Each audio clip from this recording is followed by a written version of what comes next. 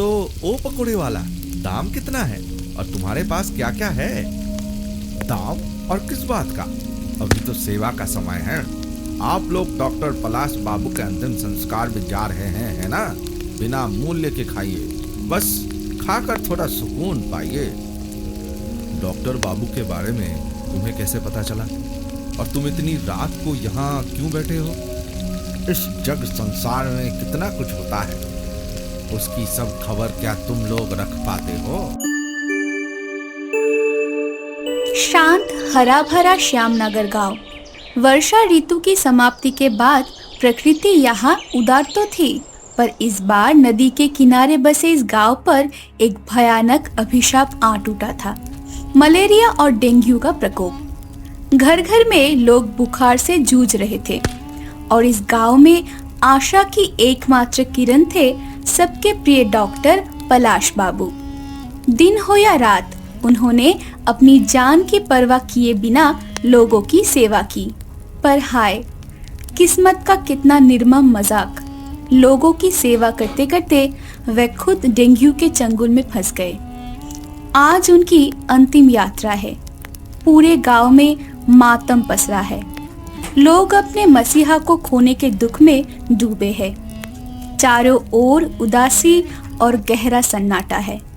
Doctor बाबू की पार्थिव देह को देखकर सबकी आंखें नम है। हे भगवान, ये कैसी परीक्षा ली तुमने? जिस इंसान ने पूरे गांव को बचाया, वही इस तरह चला गया। डॉक्टर, आप हमें माफ करना। हम आपकी निस्वार्थ सेवा का ऋण कभी नहीं चुका पाएंगे। कितने भले इंसान थे। गरीबों से तो एक पैसा भी नहीं लेते थे। मुराल, ये क्षति श्यामनगर गांव कभी पूरी नहीं कर पाएंगी। उनके जैसा वैद्य मिलना अब नामुमकिन है।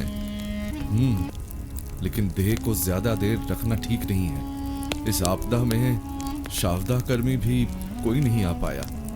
अंतिम संस्कार का काम तो निपटाना ही होगा। अरे रवि, तुम पांचों हो ना? रवि, दुलाल, पटोल, हादेन और भुम्बोल, तुम ही लोग डॉक्टर बाबू का अंतिम संस्कार करो। तुम जवान लड़के हो, तुम में हिम्मत है। ये गांव के लिए उनका अंतिम सम्मान होगा और ये जिम्मेदारी तुम सब पर है। जी मुराल काका, हम तो हैं ही। डॉक्टर बाबू ने हमारे लिए कितना कुछ किया है। हम ही उन्हें शमशान ले जाएंगे, आप चिंता ना करें। अरे शमशान इतनी रात को? चुप कर, ये पुण्य का काम है। ये सुन, तुम सब तैयार हो जाओ। शमशान ज्यादा दूर नहीं है, नदी के किनारे ही है। काम खत्म करके हम वापसी में थोड़ी सैर करते हुए आ जाएंगे। वाह, ये ठीक रहेगा। इस दुख की रात में थोड़ा मन हल्का भी हो जाएगा। शमशान का काम जल्दी निपटाकर आराम से टहलते हुए आएंगे। पांचों जवान शोक के बजाय किसी और ही चिंता में डूबे हुए आदरणीय डॉक्टर पलाश बाबू की मृत देह वाली खटोली को कंधे पर उठा लिया। इछामती नदी के किनारे घने जंगल के रास्ते वे शमशान की ओर चल पड़े। लेकिन उनके मन में उस महान जिम्मेदारी का भार नहीं था, बस किसी और नशे का खिंचाव था। उनके चेहरे पर सेवा का भाव कम और एक गुप्त योजना का उत्साह अधिक था। उफ, अब और नहीं चल सकता यार। कंधा फटता जा रहा है। जैसे डॉक्टर बाबू भी कम भारी नहीं थे। बस थोड़ा और चल पटोल। वहां देखो, आम का बाग दिख रहा है ना? वहीं थोड़ी देर बैठते हैं। रवि, रुकने का इरादा है क्या? हाँ, रुकना तो पड़ेगा ही, पर कहीं इस रास्ते में बैठने से कोई भूत ना पकड़ ले। भूत? रवि, ये क्या बोल रहा है? डॉक्टर बाबू को लेकर जा रहे हैं, यहाँ भूत क्यों आएगा? अरे बाबा, मैं भूत की बात नहीं कर रहा। इस घने अंधेरे में थोड़ी देर आराम तो करना ही होगा। इससे बेहतर है कि चल, वो आम का बाग थोड़ा साफ सुथरा लग रहा है, वहीं बैठकर थोड़ा सुट्टा निपटा लिया जाए। हाँ चल चल, अब देर मत कर। पांचों जवान जल्दबाजी में खटोली को आम के बाग के नीचे सावधानी से उतरकर रख देते हैं। चारों ओर घुप अंधेरा छाया हुआ था। जिसकी वजह से जंगल और भी भयानक लग रहा था। तभी उस गहराती हुई निस्तब्धता के बीच अचानक एक अजीब सी आवाज सुनाई दी, जैसे कहीं कुछ तला जा रहा हो। ये कैसी आवाज है यार? इस जंगल में इतनी रात को कौन पकोड़े तल रहा है? ये किसी सामान्य आदमी का काम नहीं हो सकता। अरे खुशबू भी तो आ रही है। उफ, क्या जी ललचाने वाली महक है, जैसे एकदम ताजे गरम गरम पकोड़े। चल तो सही, देखते हैं कौन बेच रहा है। इस रात में ऐसी अजीब जगह पर कौन पकोड़े बेचने बैठता है। जिज्ञासा और भूख से मजबूर होकर वे आगे बढ़े। उन्होंने देखा कि एक बड़े से पेड़ के नीचे एक छोटा सा चूल्हा जल रहा है। चूल्हे की धीमी रोशनी में एक आदमी धुंधला सा दिखाई दे रहा था। उसका हुलिया बड़ा ही विचित्र था। सिर पर जटाएं, आंखें एकदम लाल और शरीर का रंग मानो रात जितना काला। वह चुपचाप अपने आप में मग्न पकोड़े तल रहे थे। क्या चाहिए बाबा? गरम गरम पकौड़े या फिर चॉप? आइए आइए, ऐसी चीज एक बार खाओगे तो भूल नहीं पाओगे। वाह, किस्मत अच्छी थी कि हम यहाँ रुक गए। तो ओ पकोड़े वाला, दाम कितना है और तुम्हारे पास क्या क्या है? दाम और किस बात का? अभी तो सेवा का समय है। आप लोग डॉक्टर पलाश बाबू के अंतिम संस्कार भी जा रहे हैं, है ना? बिना मूल्य के खाइए, बस खाकर थोड़ा सुकून पाइए। डॉक्टर बाबू के बारे में तुम्हें कैसे पता चला? और तुम इतनी रात को यहाँ क्यों बैठे हो? इस जग संसार में कितना कुछ होता है, उसकी सब खबर क्या तुम लोग रख पाते हो? पकोड़े की मादक महक ने उनके डर और जिम्मेदारी को भुला दिया। पांचों जवान तुरंत पकोड़े खाने में लग गए। लेकिन ये क्या आश्चर्य! पकोड़े मुंह में डालते ही उनकी आंखों पर एक गहरी नींद छाने लगी। अरे मेरा सर कैसा झिमझिम कर रहा है। पकोड़ा क्या भारी था क्या रे? क्या नरम बिस्तर है। मैं और नहीं कर पा रहा। ए तुम लोग, क्या हो रहा है? चलो शमशान। वह पकोड़ा वाला किसी मायावी जाल जैसा था। उसकी चाल से पांचों जवान गहरी नींद में सो गए। उफ बाबा, कैसी नींद थी। क्या हुआ था रे? कैसी गंध आ रही है। अरे बाबा, मेरी जेब में हाथ डाल कर देख। मेरे सारे पैसे, मेरी घड़ी नहीं है। किसने चोरी की? सब कुछ लुट गया। ये उस पकोड़े वाले का काम है, बदमाश। चोरी की बात बाद में सोचना, पहले देख खटोली में डॉक्टर बाबू नहीं है। ये क्या रे? देख कहां गया? कब? कैसे? क्या ये गिद्धों का काम है? चुप चुप कर जाओ तुम सब। अभी चिल्लाओगे तो मोराल को पता चलेगा, गांव को पता चलेगा, सब बर्बाद हो जाएगा। वो हमें मारेंगे। अब क्या होगा रवि? डॉक्टर बाबू नहीं है, हम क्या जवाब देंगे? शमशान तो आ ही गए हैं, अब एक ही रास्ता है। ये देख, एक मरा हुआ कुत्ता। कुत्ते के झुंड ने ही शायद इसे मारा होगा। तू क्या कहना चाह रहा है रवि? यहीं इसी मरे हुए कुत्ते को चिता पर उठा दे। हम कहेंगे डॉक्टर बाबू की देह का दाह संस्कार करके आए हैं। गांव में कोई कुछ जान नहीं पाएगा। रवि, तू क्या कह रहा है? एक इंसान की जगह एक मरा हुआ कुत्ता जलाएगा? महापाप होगा। पाप पुण्य बाद में होगा, पहले खुद को बचाते हैं। डॉक्टर बाबू तो हमारे लिए ही मरे हैं, और मरना तो सबको ही होता है। चल जल्दी से काम खत्म कर। डर, जल्दबाजी और पाप बोध से उनके हाथ कांप रहे थे, लेकिन खुद को बचाने के लिए उन्होंने उस मरे हुए कुत्ते को चिता पर रख दिया।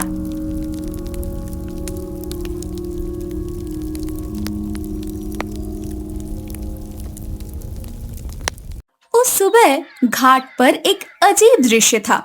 नया नया आया जवान नवीन मांझी अपनी नाव पर बेहोश पड़ा था। गांव वाले दौड़कर आए। अरे बाबा, ये कैसी हालत है? नवीन माझी, क्या हुआ रे तुझे? जरूर कोई अज्ञात बीमारी होगी, डेंगू तो नहीं? पानी, पानी, अरे मुझे बचाओ। शांत हो नवीन, क्या हुआ तुझे? किसने हमला किया तुझ पर? मुराल काका, कल रात मैंने घाट पर डॉक्टर पलाश बाबू को देखा है। क्या कह रहा है? डॉक्टर बाबू तो मर गए हैं, उनका तो अंतिम संस्कार भी हो चुका है। नहीं काका, वही खून रहित पीला चेहरा, धपधपे सफेद कुर्ता पहने हुए वो नदी की ओर उंगली उठाकर मुझे कुछ दिखा रहे थे। कैसी भयानक आग थी उनकी आंखों में, मैं सीधा खड़ा नहीं रह सका। मोराल, बात ठीक नहीं लग रही है। नवीन माझी झूठ बोल रहा है, ऐसा तो नहीं लग रहा। नवीन, क्या पागलों जैसी बातें कर रहा है? डॉक्टर बाबू क्या मरकर वापस आते हैं क्या? हम पांचों अंतिम संस्कार करके आए हैं और तू कह रहा है कि भूत देखा है? रवि ठीक कह रहा है, तू शायद नशे में था। मैं नशा नहीं करता। तुम लोगों ने जो किया है उसका पाप अब मिलेगा। तुम लोगों ने कुछ छुपाया है। चुप हो जाओ तुम सब। नवीन को घर ले जाओ और तुम पांचों मेरे साथ चलो तो देखता हूं। मोराल, मेरा शक और भी गहरा हो रहा है। डोम से खबर मिली, शमशान में राख के ढेर बड़ा ही अजीब था। इंसान की देह जलने पर जो होता है, ये वो नहीं था। इन लोगों ने कुछ गड़बड़ की है। मैं भी यही सोच रहा हूं। इनकी आंखें देखकर ही पता चल रहा है, लेकिन सबूत कहां है? नवीन मांझी की बातों ने गांव के हर व्यक्ति के मन में डर बिठा दिया था। इसलिए शाम के बाद से ही रास्ते सुनसान थे। लेकिन इस स्थिति में भी रवि, दुलाल और पटोल अपने उसी आम के बाग वाले अड्डे पर बैठे थे। डर से उनका दिल कांप रहा था और उस डर को भूलने का एकमात्र उपाय उनके पास नशा ही था। ओह, अब अच्छा नहीं लग रहा। अगर सच में डॉक्टर बाबू का भूत हुआ तो? चुप कर तो। भूत कुछ नहीं है, हमारा मन कमजोर हो गया है, बस वही दिख रहा है। नशा कर, सारा डर चला जाएगा। नहीं रे रवि, मुझे लग रहा है हमने एक बहुत बड़ी गलती कर दी है। मरे हुए कुत्ते को जलाना नहीं चाहिए था, महापाप। क्यों, क्या होगा? कोई क्या साबित कर पाएगा कि वो कुत्ता था, डॉक्टर बाबू नहीं? अभी चुपचाप रहे, पुलिस आई तो जेल जाएगा। वो किसकी आवाज है रे? चुप, पेड़ की डाल क्यों हिल रही है? हवा तो नहीं है। उस मरे हुए कुत्ते को जलाने की कड़वी गंध जैसे फिर से लौट आई और उसी के साथ उनके सामने आकर खड़ी हुई एक भयानक मूर्ति, डॉक्टर पलाश बाबू का रक्तहीन फीका चेहरा। उनकी दोनों आंखों से जैसे आग की लपटें निकल रही थी। तुम लोगों ने मुझे जलाया क्यों नहीं? भागो, भागो! डर के मारे बाकी दोनों भाग खड़े हुए, लेकिन कमजोर दिल दुलाल भाग नहीं पाया। डॉक्टर भूत जैसे हवा की गति से दुलाल के सामने आ खड़े हुए। नहीं डॉक्टर बाबू, मुझे छोड़ दीजिए, हमने गलती की है। झूठे, तूने मेरी देह के ऊपर मरे हुए कुत्ते को रख दिया है, उसकी सजा तुझे मिलेगी। बर्फ की तरह ठंडे हाथ से गला दबाने के बाद दुलाल जमीन पर गिर पड़ा। मुराल काका बचाइए! क्या हुआ रे तुम लोगों को? इतनी रात को क्यों हाँफ रहे हो? तुम्हारे चेहरे इतने सफेद क्यों हैं? काका, डॉक्टर बाबू आम के बाग में। कौन से डॉक्टर बाबू? साफ साफ बता। काका, सब हमारी गलती है, हमने झूठ बोला था। आम के बाग में हमने पकोड़े खाकर सो गए थे और नींद से उठकर देखा हमारा सब कुछ चोरी हो गया था और खटोली में डॉक्टर बाबू नहीं थे। क्या कहा? देह नहीं है? तब डर के मारे और खुद को बचाने के लिए हमने एक मरे हुए कुत्ते को जला दिया था और अब भूत आकर दुलाल को मार डाला। अभागों की टोली, महापापी, तुमने डॉक्टर पलाश बाबू के साथ ये काम किया है।